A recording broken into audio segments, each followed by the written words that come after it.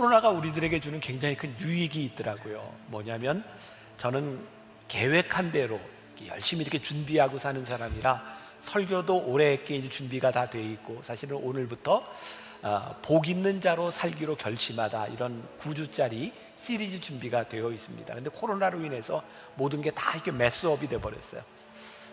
그래서 2주 동안 기도에 집중하는 그 기간 동안 제가 주일날 2번 기도에 대한 말씀을 나누려고 합니다. 그래서 우리가 집중하는 시간을 좀 가지려고 하고요. 또 기도에 우리들이 좀 도움이 될 수 있도록 Pray on, 기도의 불을 켜라, 이 책을 누가 썼을까요? 네, 제가 썼어요. 이 기도에 여러분들이 도움이 될 수 있도록 제가 이번에 빨리 출판을 한 책인데, 여기에서 제가 다 다루지는 않고 2주 동안 2챕터만 다루게 될 겁니다. 이게 다 다루면 책을 안 사잖아요. 그래서 그냥 웃으라고 한 얘기인데 심각하게 받아들여서 오늘 치유 기도에 대한 말씀을 여러분들과 함께 나누려고 합니다. 오늘은 제가 책을 가지고 이렇게 설교를 하게 될 겁니다. 몇 가지 소제목들을 여러분들이 좀 기억했으면 좋을 것 같아요. 첫 번째 소제목, 어떤 고난이든 정답은 기도다. 자, 같이 한번 읽어볼까요? 시작. 어떤 고난이든 정답은 기도다. 사람들은 공부하는 거 참 싫어합니다. 배우는 거 싫어합니다. 제가 그런 성격이기도 합니다. 어떤 기계를 사든 매뉴얼을 잘 보지 않는 그런 사람입니다. 김정은 교수가 몇 년 전에 썼던 에디톨로지라고 하는 책에 나오는 이야기인데요, 부모들이 이렇게 아이들을 키우면서 제일 어려워하는 것 중에 하나가 아이들이 이 컴퓨터 게임에 자꾸 중독되는 일들입니다. 아무리 하지 마라 그래도 말을 듣지 않습니다. 그 책에 보면 이런 이야기가 나와요. 아이들이 컴퓨터 게임에서부터, 중독에서부터 해방되는 제일 좋은 방법은 학교에서 게임을 가르치는 거다. 학교에서 가르치면 애들 안 한답니다. 아마 배우는 거 싫어한다는 이야기죠. 이게 학교라고 하는 말이 스쿨이라고 하는 영어의 단어는 그리스어의 스콜레라고 하는 데서 유래를 하고 있는데, 이 말은 우리의 교양을 더하다, 우리들의 삶을 풍성하게 하다, 그런 의미를 가지고 있습니다. 사실 학교 배운다고 하는 것은 굉장히 중요한 일인데 그걸 우리들이 싫어하는 거죠. 저는 기도에 대해서도 그렇게 적용해 볼 수 있다고 생각하는데, 우리들이 기도할 수 있습니다. 아무 때나 어디서나 기도할 수 있습니다. 그러나 우리가 기도에 대한 공부를 하고 나면, 기도에 대해서 배우고 나면 우리들이 훨씬 더 풍성한 기도를 할 수 있으리라고 생각해요. 그리고 이번에 우리들이 2주 동안 함께하는 이 기도의 시간들이 우리들에게 그런 유익을 가져다 줄 수 있다고 생각합니다. 자, 오늘 우리가 읽은 야고보서 말씀, 야고보서 5장 13절부터 16절까지 말씀을 어떤 사람은 그렇게 표현을 했더라고요. 기도의 매뉴얼이다. 이 말씀은 여러분들이 많이 들어보셨고 여러분들이 기도하는데 한번 읽어보고 적용하면 좋은 말씀이에요. 야고보서 전체는 108구절로 되어 있는데요, 그 중에 60구절이 명령형으로 되어 있답니다. 야고보서는 우리들의 삶의 실천적인 부분을 이렇게 하라, 이렇게 하라 구체적으로 이야기해 주고 있습니다. 그래서 여러분들이 야고보서를 보면 여러분들이 신앙생활에 굉장히 도움이 되는 부분이기도 해요. 오늘 이 야고보서 말씀의 기도 매뉴얼에 보면 고난당하는 자가 있느냐, 고난당하는 자는 뭐 하라고요? 기도하라, 이렇게 이야기를 하고 있어요. 우리 그리스도인들에게 우리들의 삶의 고난은 2가지 이유가 있는 것 같아요. 하나는 우리들의 죄로 인해서 당하는 고난이에요. 그러니까 여러분들, 혹시 우리가 지금 고난을 당하고 있다면 혹시 내가 뭔가 잘못한 것 아닌가 돌아볼 필요가 있어요. 또 하나의 고난의 이유가 있다고 하면 선을 행하다 우리가 당하는 고난이 있어요. 자, 우리가 이거 받아들이기 참 힘든 일인데, 우리가 죄를 지어도 우리들이 선을 행해도 우리는 고난을 당해요. 이 고난이라고 하는 놈은 우리들의 삶에서 비껴갈 수 있는 것이 아니에요. 고난은 늘 우리들 가운데 있어요. 그런데 성경은 오늘 우리들에게 너희들이 고난을 당할 때 기도해라, 그리고 그것이 죄로 인한 것인지 선을 행함인지, 만일 우리들이 죄로 인하여 고난을 당하고 있을 때 우리들이 기도하면 굉장히 큰 유익이 있는데, 그것이 뭐냐면 우리로 하여금 회개로 인도한다는 거죠. 자, 요한일서 1장 9절 말씀을 한번 보겠습니다. 같이 한 목소리로 시작. 만일 우리가 우리 죄를 자백하면 그는 미쁘시고 의로우사 우리 죄를 사하시며 우리를 모든 불의에서 깨끗하게 하실 것이요. 여기에 뭐라고 되어 있어요? 우리가 죄를 자백하면, 회개하면 우리를 깨끗하게 하신다는 거예요. 그러니까 우리들이 고난 가운데 우리들의 죄를 발견하게 될 때 우리들이 회개 기도를 하면 어떤 유익이 있어요? 하나님이 우리의 죄를 사하시는 거죠. 죄가 사함으로 인하여 우리들에게 나타날 수 있는 또 많은 현상들이 있어요. 지금 많이 어려운 때를 지나가고 있으니까 제가 종종 지나가다 보면 교인들 가운데 저에게 기도를 부탁하는 분이 있어요. 목사님, 저를 위해 기도해 주세요. 이런 기도 제목이 있습니다. 여러분들도 신앙생활을 하다 보면 주변에서 그렇게 기도 요청하는 분들이 있죠. 여러분들이 그런 요청을 받을 때 여러분들은 어떤 반응을 하세요? 둘 중에 하나일 것 같아요. 어떤 분은 참 어려운 때를 지나가고 있군요, 제가 중보하겠습니다, 이런 분이 있는가 하면, 아니 나도 힘든데 왜 자기 기도까지 나한테 부탁해, 지 기도는 지가 하지, 이러는 분도 있을 거예요. 그렇죠. 그럴 것 같아요. 왜냐하면 모든 사람이 동일하지 않거든요. 중보 기도의 은사와 긍휼의 마음을 가진 사람은요, 남이 기도 부탁을 할 때 그게 가슴에 와 닿아요. 기도해야지. 그런데 그런 특별한 중보 기도가 없는 사람들은 그 기도가, 누구의 기도 부탁이 부담이 되기도 합니다. 그러니까 저는 목회적인 차원에서 누군가 기도 부탁을 할 때, 저는 생각할 때 제가 이렇게 중보 기도의 은사가 있는 사람은 아닌 것 같아요. 중보 기도는 또 중보 기도에 은사가 있는 분들이 있죠. 근데 저는 그런 얘기를 들으면 목회적으로 이런 생각이 들어요. 그분들의 기도 제목을 들으면서 하나님께서 저분들의 기도 제목을 통해서 어떤 역사를, 어떤 계획을 가지고 계시는가.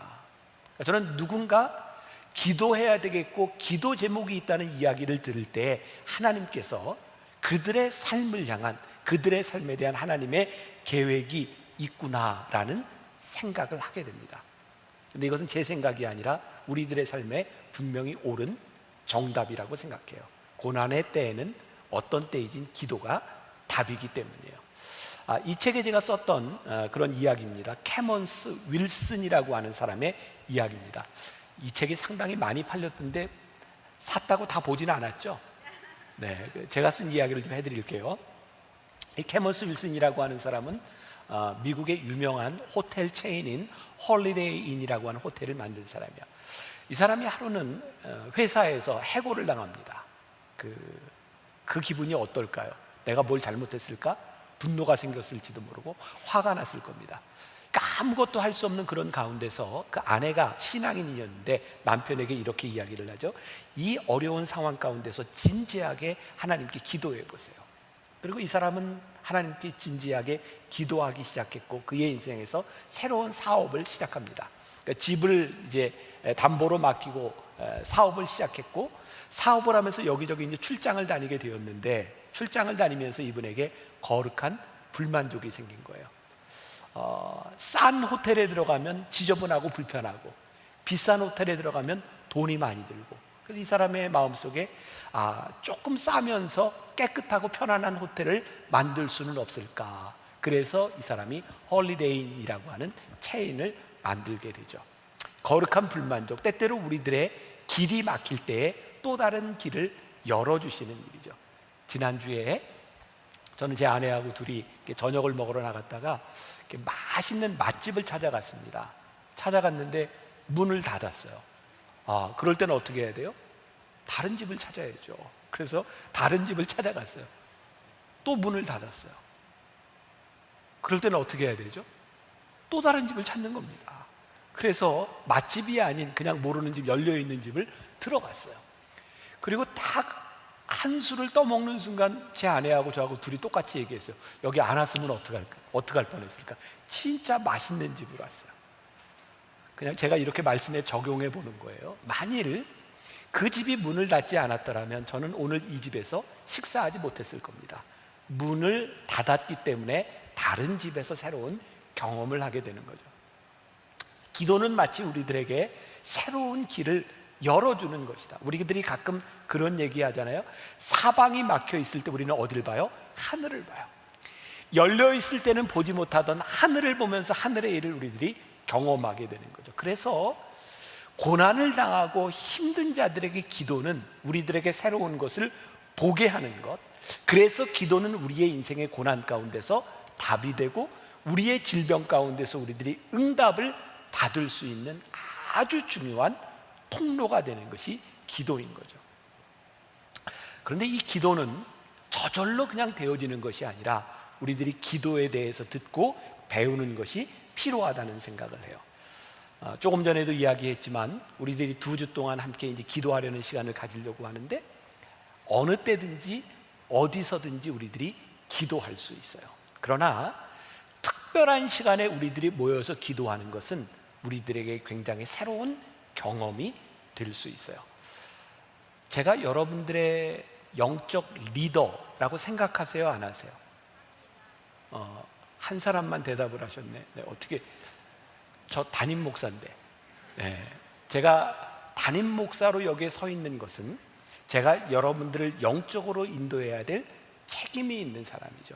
하나님께서 이때를 지나가면서 저에게 왜 만나교회 성도들과 함께 2주 동안 기도하라고 하는 마음을 주셨는가? 그것은 분명히 하나님께서 저로 하여금 여러분들을 영적인 단계로 이끌어 가도록 하시는 인도하심이 있다고 생각해요.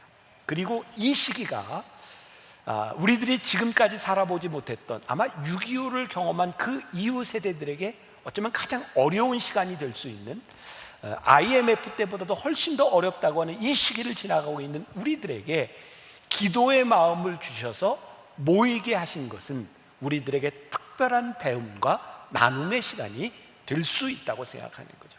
오늘 본문 말씀 가운데 야고보서 5장 13절 말씀 다시 한번 봅니다. 너희 중에 고난당하는 자가 있느냐? 그는 뭐예요? 기도할 것이요. 즐거워하는 자가 있느냐? 그는 찬송할 것이요.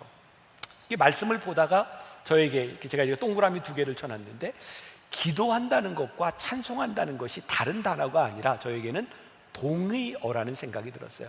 고난을 당하는 자는 기도로 기도하고요, 즐거울 때는 우리들이 찬송으로 기도해요. 말이 되나요? 저는 기도도 찬송도 우리들이 하나님 앞에 우리들이 반응할 수 있는 굉장히 좋은 기도라고 생각하거든요. 그런데 이 찬양은 그냥 나오는 건 아닌 것 같아요. 자, 제 주변에 있는 사람들, 우리 부목사님들이 가끔 저한테 그런 이야기를 해요. 목사님 또 찬양하네요. 저는 이렇게 습관적으로 찬양을 많이 하는데 굉장히 즐거울 때 찬양이 나오고요, 굉장히 힘들 때 찬양이 나와요.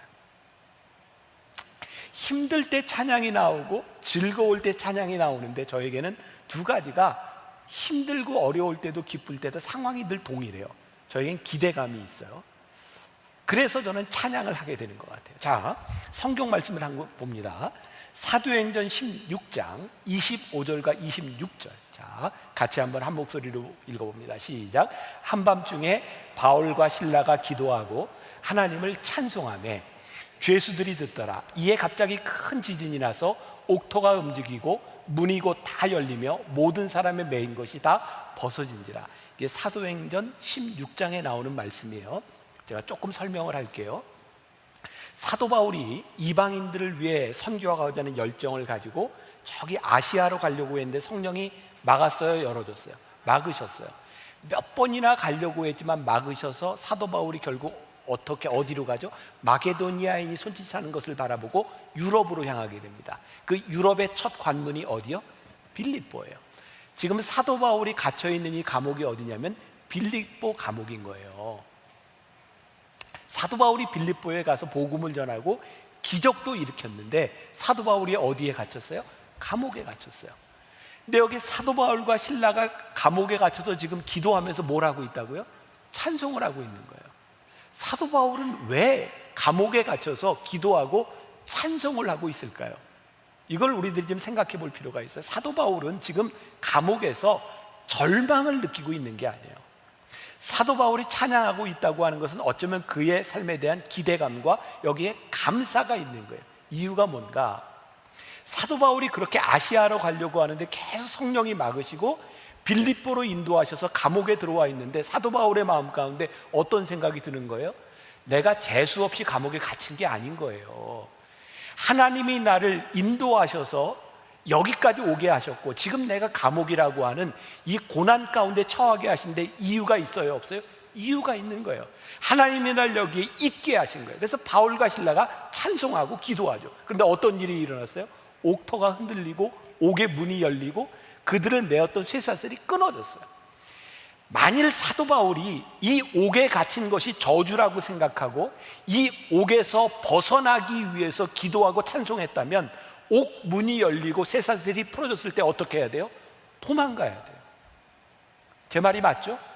근데 사도 바울이 거기서 도망가지 않았다고요. 옥의 문이 열리고 쇠사슬이 끊어졌는데 거기에서 도망간 것이 아니라 그것에 떨고 있는 죄수에게 복음을 전하고 있어요. 그러니까 사도 바울이 이 감옥 안에서 찬송하고 기도할 수 있었던 이유가 그의 인생에 닥친 감옥이라고 하는 고난이 절망이나 재수 없이 나에게 이곳에 있게 하신 것이 아니라 이곳에서 하나님의 뜻과 인도하심이 있다고 믿었을 때에 그는 거기에서 찬송하고 기도해요. 우리가 앞으로 2주 동안 함께 모여서 찬송하고 기도할 수 있는 이유가 뭐예요? 우리가 고난 가운데 우리들의 인생에 겪어보지 않았던 힘든 일 가운데 처해 있는데 하나님의 인도하심이 있어요, 없어요? 있어요. 만일 우리가 이것을 믿지 못한다면 우리들이 기도해야 될 이유가 우리가 어떻게 찬송할 수 있겠어요? 코로나19 많이 힘들죠. 내가 보니까 저기 제일 힘든 권사 하나가 눈에 띄네. 등치가 커서 남달리라고 하는 권사가 우리 교회에 있어요. 아는 분은 아시겠지만 남달리 권사는 레크레이션 강사니까 지금 5월, 4월 이때 레크레이션이 많이 있어야 돈을 버는데 행사가 다 취소됐죠. 굉장히 힘들 거예요. 우리들이 느끼는 것보다 더 힘들 거예요. 근데 내가 한 가지 믿는 게 있어요. 우리의 인생이 힘든 것으로 끝나지 않는다. 때때로 하나님께서 우리들에게 이 시간들을 통해서 우리들에게 기도하게 하시는 이유가 분명히 있을 거라고요. 여러분들만 힘든 게 아니라 저도 힘들겠죠. 여러분들이 느끼는 거하고 정도가 다를 거예요. 전 코로나가 2주면 끝날 줄 알았거든요. 근데 2월, 3월, 4월, 5월, 6월 이렇게 코로나가 계속될지 몰랐어요. 아마 여러분들 가운데도 신앙이 있는 사람들 그런 걱정이 될 거예요. 하나님, 이러다가 우리의 신앙이 이렇게 나태해지고 이렇게 교회에서 모이지 못하다가 이렇게 끝나는 것 아닌가요? 목회자들도 많은 두려움들을 가지고 있을 거예요. 그런데 하나님께서 저로 하여금 기도하게 하시고 소망을 갖게 하신 이유는 하나님께서 새로운 시대에 새로운 일을 보게 하시고 하나님께서 새로운 꿈을 품게 하시고 우리 교회와 여러분들과 저로 하여금 하나님의 인도하심이 있다고 저에게 믿어지는 거예요. 하나님, 어떻게 인도하실지 이 어려움 가운데서 하나님의 인도하심을 보기를 소원합니다. 이것이 저 하나의 기도로 끝나는 것이 아니라 우리의 기도가 되기 시작할 때 이 2주 동안 우리들이 기도하면서 하나님께서 우리들에게 보여주실 놀라운 꿈을 보게 될 거예요. 그러니까 바울과 실라가 감옥에서 기도할 때 옥의 문이 열리고 쇠사슬이 끊어졌을 때 거기에서 벗어나는 소원이 아니라 하나님 이 가운데서 역사하시는 하나님의 손길이 무엇인지를 보게 하실 거예요. 그래서 소제목 하나, 육체와 마음의 질병, 그 고난에 넘어 있는 것을 볼 수 있어야 될 것 같아요. 고난의 시간은 우리들에게 하나님이 분명히 주시는 응답의 시간인 거죠. 그래서 야고보서 기자가 뭐라고 얘기해요? 고난은 당하는 자가 있느냐? 병든 자가 있느냐? 뭐 하라고요? 기도하라는 거예요. 이 책에 제가 쓴 이야기 중에 하나인데 인도의 성자라 불리우는 선다싱이라는 사람이 있습니다. 10대 때 예수를 믿고 그는 성자로 추앙받은 사람이에요. 이 사람에게 별명이 하나 있습니다. 히말라야의 성자. 그 인도와 그 미얀마 이쪽 접경에 있는 네팔 접경에 있는 히말라야를 넘나들면서 복음을 전하다가 이 사람은 죽었어요. 시신이 어디에 있는지 지금도 알지 못해요. 유명한 성자로 추앙을 받는 선다싱이 영국에 갔을 때 사람들이 이런 질문을 합니다. 당신은 왜 힌두교에서 기독교로 개종을 했습니까? 기독교와 힌두교의 차이가 뭐라고 생각합니까? 그때 선다싱은 이렇게 얘기합니다.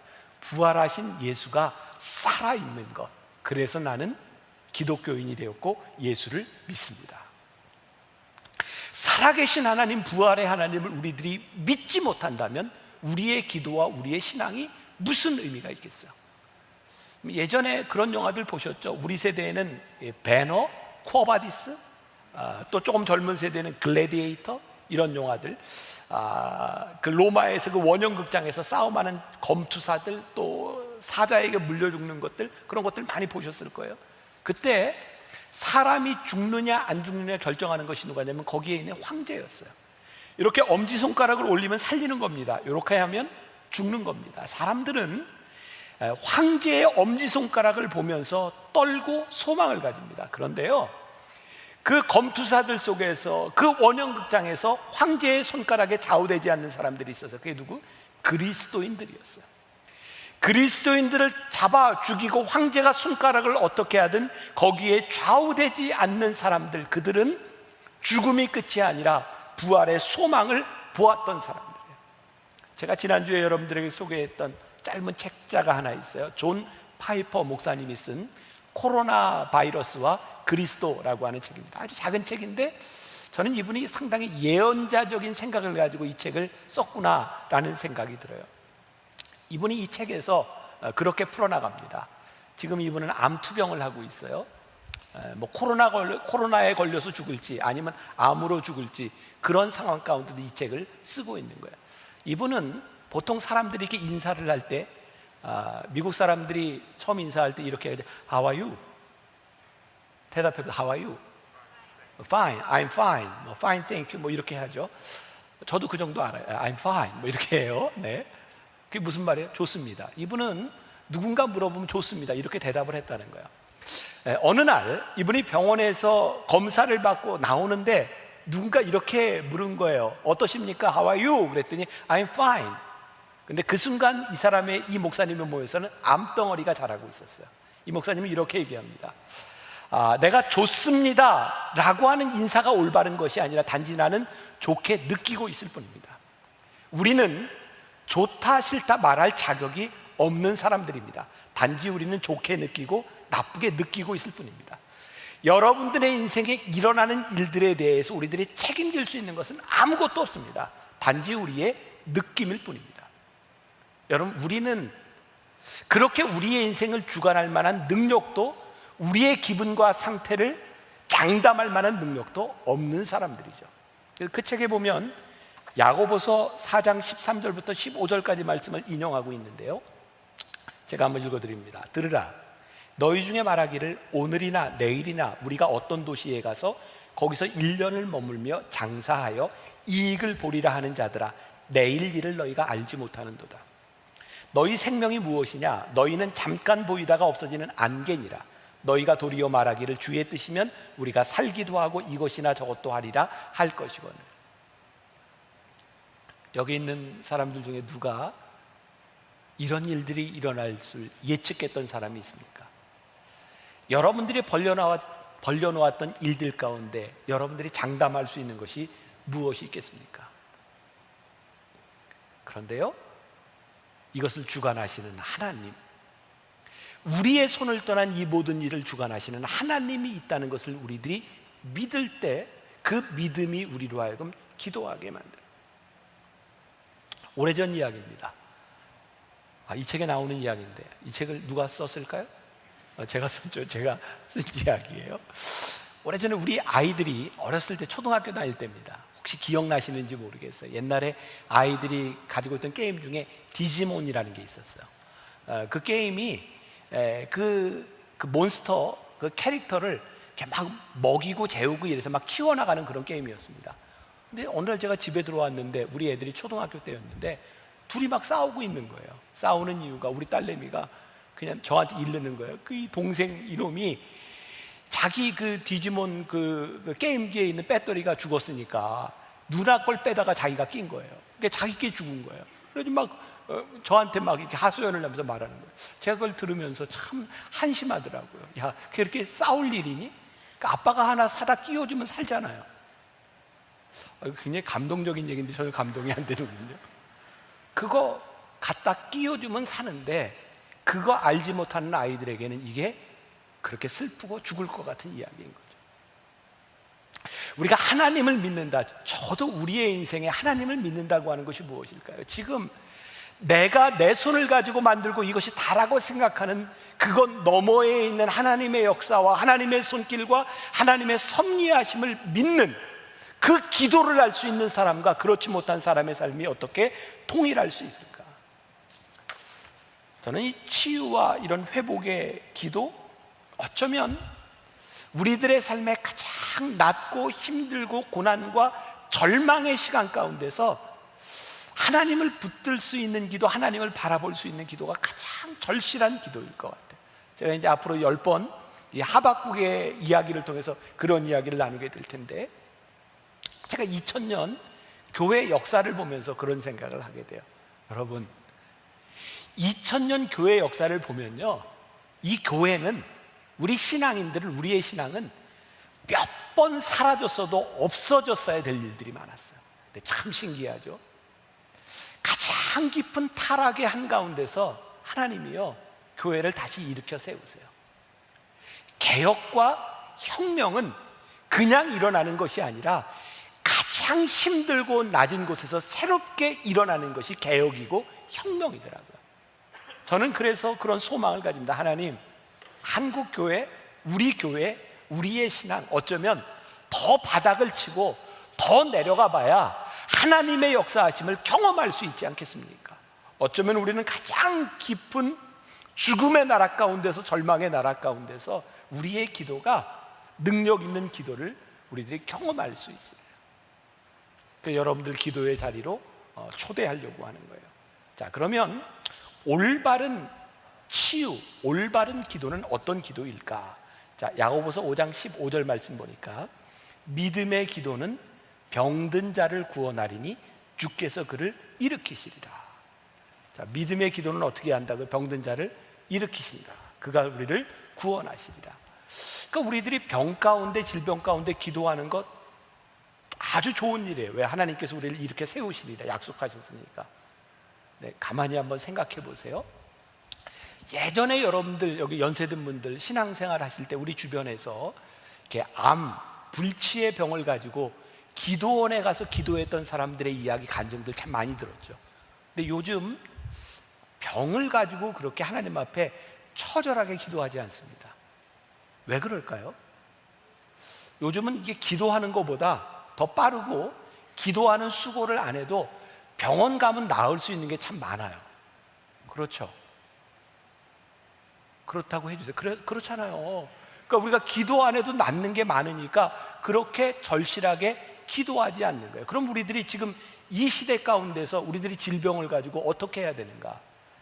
저는요, 분명히 믿는 게 뭐냐면 하나님이 우리들에게 좋은 과학과 좋은 병원과 좋은 치료의 선물들을 우리들에게 주셨어요. 그러니까 우리가 병원에 가서 약을 먹고 나을 수 있는 것들을 우리들이 잘 활용하고 그것들을 잘 이용하는 것이 잘못된 것이 아니에요. 우리의 기도는 언제 절실해질까요? 어쩌면 병원에서 우리들에게 손을 놓았을 때, 우리들에게 소망이 없다고 생각할 때, 우리는 그때 하나님 앞에 절실한 기도를 하게 되는 것 같아요. 그런데 중요한 게 있어요. 이건 제 경험인데요.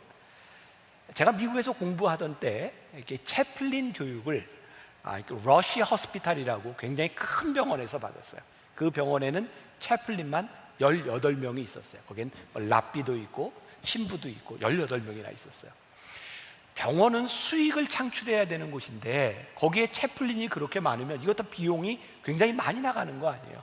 그런데 놀랍게도 심리학자들, 과학자들 이렇게 조사를 해보니까 똑같은 병을 가지고 똑같이 치료하는데 기도하는 사람과 기도하지 않는 사람의 회복의 속도가 다른 거예요. 여러분, 하나님이 우리 가운데 역사하시고 우리들이 치료의 과정을 통해서 치료를 받으면서 하나님께 우리들이 기도한다는 것이 얼마나 중요한지, 단순히 병이 빨리 낫는 것을 그것만의 의미가 아니라 저는 우리들에게 진짜 좋은 기도가 필요하다고 생각해요. 똑같이 병원에 가고 똑같이 치료를 받지만 하나님, 좋은 의사를 만나게 하시고 좋은 약도 만나게 하시고 하나님의 인도하심 가운데 우리들에게 평안한 마음을 주시고, 그것들이 우리들의 이 치유의 과정에서 얼마나 필요한 일들인지 몰라요. 그래서 우리들이 구분할 필요가 있어요. 우리들이 가지고 있는 질병 가운데서 이것이 생리적인 우리들의 육체적인 것에 대한 문제인지 아니면 영적인 것에 대한 문제인지를 구분할 수 있는 지혜가 필요해요. 예를 들어서 우리가 잘못하면, 제가 영월에서 처음 목회를 할 때였어요. 그때는 제가 이제 대학원도 학교 이제 서울에서 다니면서 목회도 하고 그럴 때였는데, 제가 서대문에 있는 학교에서 수업을 마치고 그 교회까지 가려고 하면 한 7시간 걸렸어요. 차를 몇 번 갈아타고. 그때 저희 아내가 첫 아이를 임신하고 있었는데 입덧이 굉장히 심했어요. 근데 영월에서 이제 차를 타고 마지막 수라리 고개라고, 이런 고개를 넘어서 저희 교회에 있는 곳에 딱 도착하면 제 아내가 오바이트를 하는 거예요. 입덧이 심해서. 근데 그 동네 사람들이 베레아라고 하는 그런 약간 이단적인 데 이렇게 들어가 있던 분들인데, 거기에 설교 테이프를 많이 들었던 사람이에요. 제 아내가 막 입덧을 하면 이렇게 얘기했어요. 입덧막이 들었네. 참 신기하더라고요. 입덧막이가 애 낳으면 떠나가요. 또 그 동네에서는 머리만 아파도 뭐라고 하냐면 두통막이라는 거예요. 참 신기해요. 두통막이가 아스피린에 물러가요. 굉장히 우매하죠. 우리들 육신을 가지고 있는 우리의 인생에 질병이 찾아오는 것은 굉장히 자연스러운 일입니다. 질병이 찾아오면 그것을 낫게 하고 치료도 받고 기도도 하는 게 정상이에요. 그런데 우리의 질병에 대한 문제가 영적인 문제, 우리의 죄에 대한 문제로부터 온다면 단순히 병원 가서 치료해야 될 문제가 아니라 우리들이 하나님 앞에 죄의 문제가 해결이 되어야 우리의 병이 놓여질 부분들이 있어요. 그러니까 성경에도 예수님께서 병을 고치실 때 귀신을 쫓아내신 것도 있고, 예수님께서 그냥 안수하고 고쳐주신 것도 있어요. 그러니까 우리들의 생리적인 형상과 우리들의 영적인 문제들을 우리들이 잘 구별하면서 기도할 수 있는 지혜가 필요하고, 정말 중요한 것은 올바른 치유 기도는 하나님께서 우리들에게 주신 선한 것들을 잘 활용하는 것들이죠. 제가 어제도 그렇고 오늘 10시 예배도 그렇고 지금 예배도 그렇고 우리 교회 의사들이 많다 보니까 제가 이런 얘기를 하는 게 참 미안한데, 이게 제가 한 얘기가 아니라 벤자민 프랭클린이라고 한 사람이 한 얘기예요. 치료는 하나님이 하시고 치료비는 의사가 받는다. 근데 저는 옳다. 의사가 가지고 있는 자기의 능력이 아니라 하나님께서 우리를 인도하신 우리의 삶 가운데서 우리들에게 주신 선한 것들.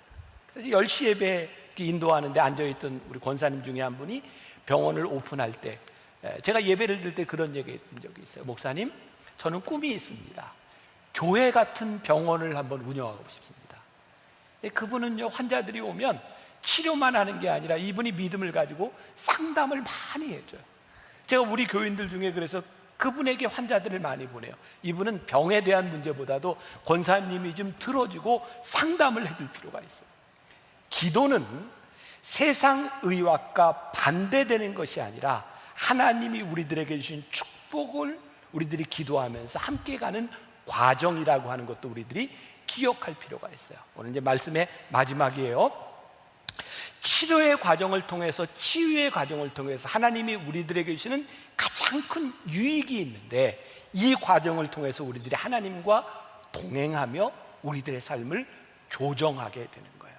언젠가 제가 신문에서 보았던 내용인데, 저기 샘물 호스피스 그 원목으로 있는 원주희 목사님이 인터뷰에서 이런 얘기를 했어요. 제가 좀 읽어드릴게요. 우리나라 교회들이 웰빙 목회만 해요. 기도만 하면 산다는 거죠. 그런데 더 중요한 것이 웰다잉입니다. 우리 중 영원히 살 사람은 아무도 없습니다. 살다 죽을 텐데 잘 죽는 것을 가르쳐야 합니다. 여러분 한번 생각해 보세요. 지난 수십 년 여러분들 신앙생활을 하면서 여러분들 주변에 신유의 은사를 경험하고 병 나은 사람들 많잖아요. 그 사람들 중에 죽은 사람 많죠? 병이 나음을 받아도 영원히 살지 않습니다. 진짜 중요한 것은요, 우리들의 병이 낫는 그 순간이 중요한 것이 아니라 그 병이 낫는 순간과 그 과정을 통해서 하나님께서 우리들에게 어떤 것을 주시고 우리들이 그 시간들을 통하여 어떤 영적 유익을 얻느냐가 훨씬 더 중요한 거예요. 그래서 빌립보서에서 사도 바울은 이렇게 얘기해요. 죽는 것도 유익합니다. 죽는 것도 유익합니다. 이게 얼마나 중요한 일인지 몰라요. 기도에서 병이 낫는 것도 참 중요한데, 이 과정을 통하여 하나님과 동행하는 것. 제가 지난주에 갑자기 돌아가시게 된 우리 교회 원로 장로님 이야기를 잠깐 한 적이 있어요. 이제 토요일 날 예배를 드리는데 그 장로님 가족들이 저 뒤에서 예배를 드리는데 예배 시간 내내 이렇게 눈물을 훔치고 있더라고요. 교인이 많지 않으니까 그 모습이 이렇게 보여요. 제가 어제 설교하다 그런 얘기했어요.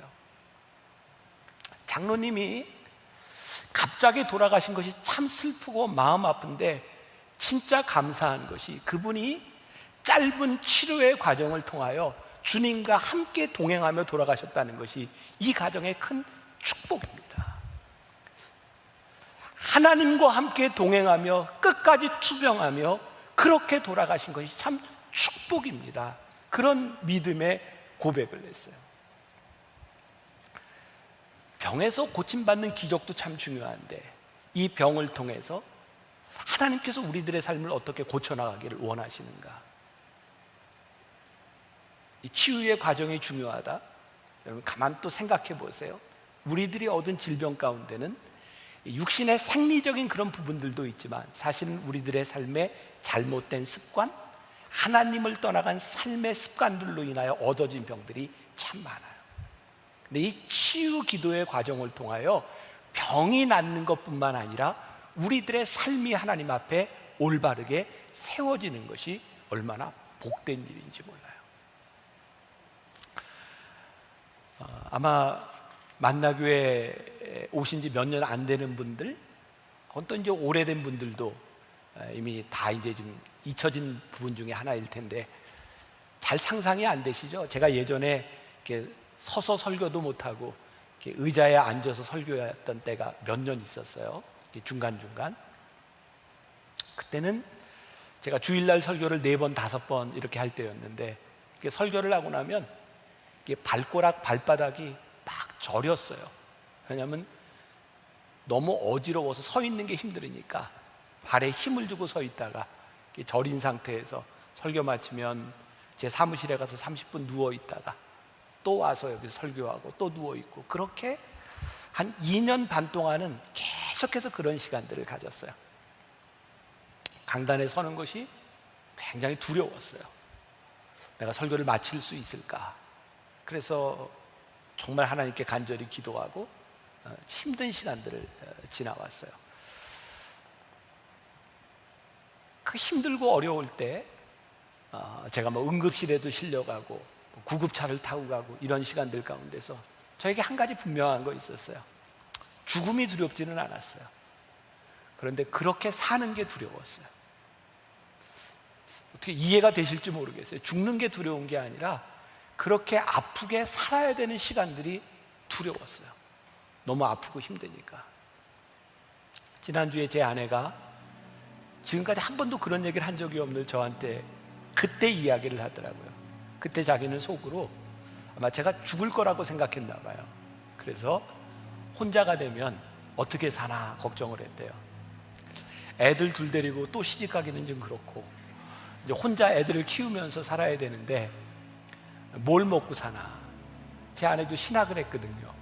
그래서 여자 전도사 그 월급 가지고 아이들을 어떻게 키울까 그런 걱정을 했대요. 그러니까 그 순간이 저와 제 아내 저희 가정에 있어서는 그렇게 죽음을 생각하고 살아가는 그 힘든 시간들이었어요.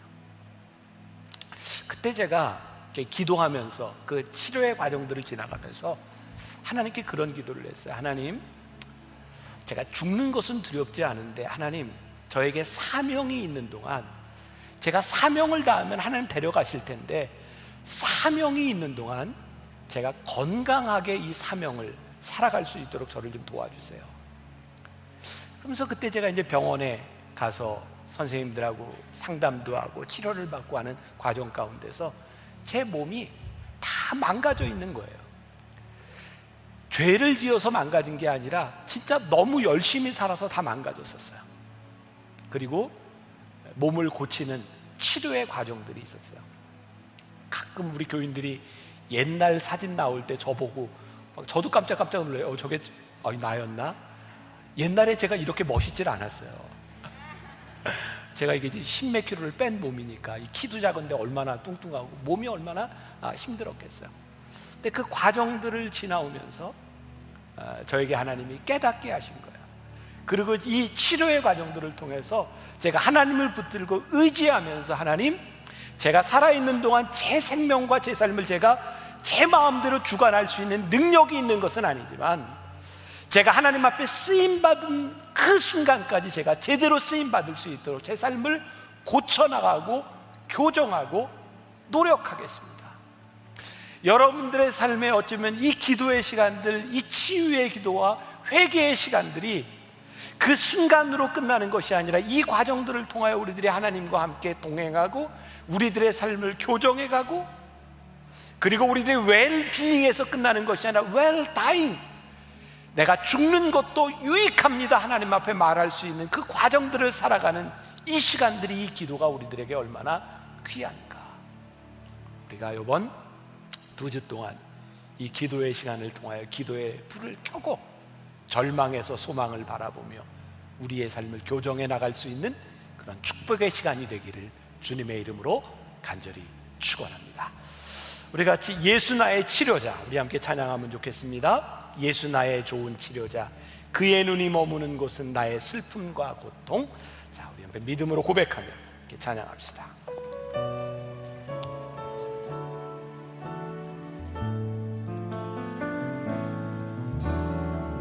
예수 나의 좋은 치료자, 그의 눈이 머무는 곳은 나의 슬픔과 고통. 고개 들어 그의 눈을 볼 때에 나네. 예수 나의 좋은 치료자, 예수 나의 좋은 치료자, 예수 나의 좋은 치료자, 그의 손길이 닿는 곳은 나의 상처와 아픔, 영원히 흐를 것 같았던 눈물 닦아줬네. 예수 나의 치료자,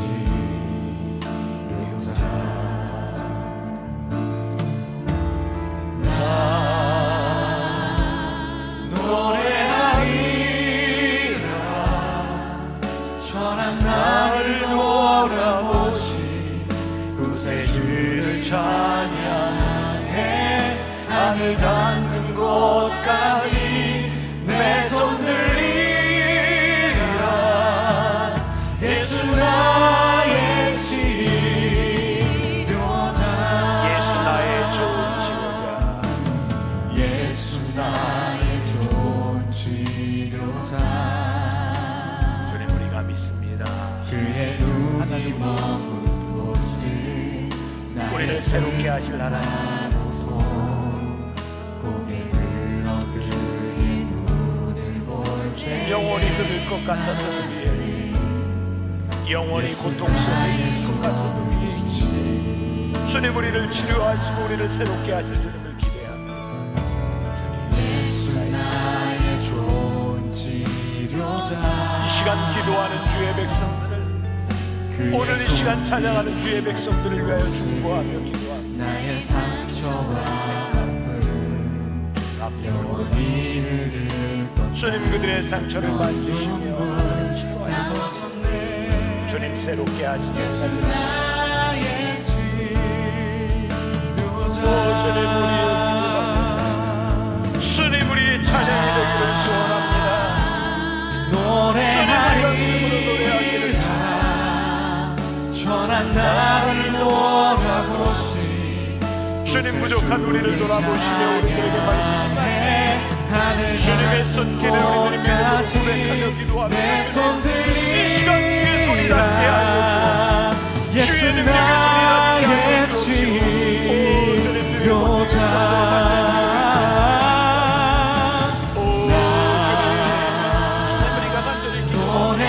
노래하리라.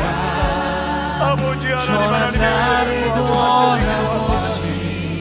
구세주를 찬양해 하늘 닿는 곳까지 내 손 들리라. 예수 나의 치료자, 하시려다 난 노래하리라 천한 나를 돌아보시 구세주를 찬양해 하늘 닿는 곳까지 내 손 들이라 예수 나의 치료자 나 노래하리라 선한 나를 돌아보시 구세주를 찬양해 하늘 닿는 곳까지 내 손 들이라 예수 나의 치료자 우리의 치료자 되시는 주님을 믿습니다. 우리의 인생을 교정시켜 주실 주님을 믿습니다. 우리가 이 기도의 과정들을 통해 주와 함께 동행하는 놀라운 축복을 누리기를 간절히 소원합니다. 우리 성도들 가운데 인생의 가장 어둡고 두렵고 절망의 시간들을 지나가는 사람들이 있습니까? 주님 함께하여 주셔서, 주님 붙잡아 주셔서 주님 새롭게 하시는 소망의 주님을 고백하게 하여 주옵소서. 지금은 우리 주 예수 그리스도의 은혜와 하나님 아버지의 무한하신 사랑과 성령의 인도하심이 우리와 함께 하실 주님을 기대하며 나가는 당신의 사랑하는 모든 백성들 위해 지금부터 영원까지 함께 하시기를 간절히 축원하옵나이다. 아멘.